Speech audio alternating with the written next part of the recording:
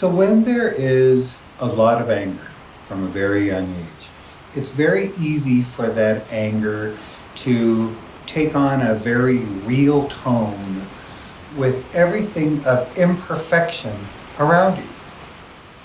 So the sense for that component of the ego that is still maybe 1 year old or 3 years old or 5 years old, the sense for that ego or that part of yourself is that if there's anything that you do that is imperfect, the consequences for that are going to be great. That isn't what I would call the greater perspective. When you are meditating, when you are calm, when you are out in the world playing and you are calm, you know that thoughts like that are irrational. You understand that all is well. You understand that if you don't clean your floor perfectly, or if you don't take a picture perfectly, that it really is perfect anyway, just because it is. You understand that you may not need to drive exactly with your wheels 6 inches in from the white line that you are driving next to. You understand that if you veer a few inches either way, that there is absolutely no difference in your perception of your driving. And yet when we are doing things, when we are building things, when we are cooking things, when we are baking things, all of a sudden this fear kicks in that if we do not do it perfectly, there will be a major crisis.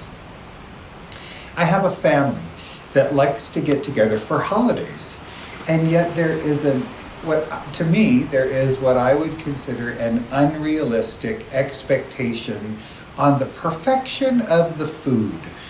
The menu must be perfect. We must have 1 potato, not 2.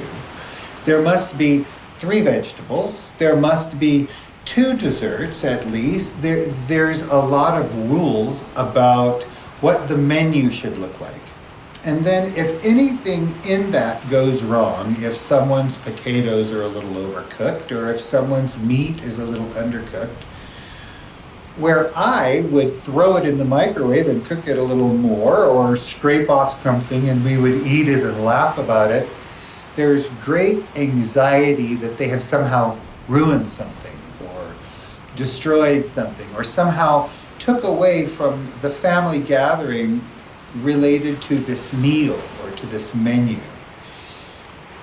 The reality of it for me is that what takes away from it is the fear that somebody's cooking could somehow diminish them, or that someone paying attention to their child or talking to their child for an extra minute or two, causing a meat to get overcooked or a dish to get overcooked, that somehow that dish or the level of cooking of that dish is more important than that extra minute or 2 that was spent talking to that child or to that friend.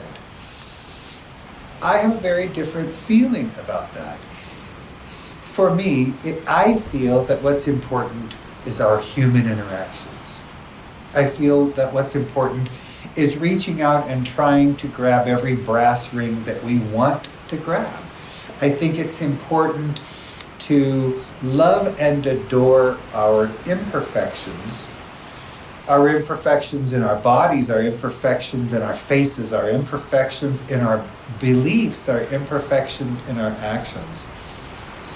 There is great value in growth. There's great value in expansion. There's great value in trying to be better and in trying to do something well. There's great value in succeeding in doing something well.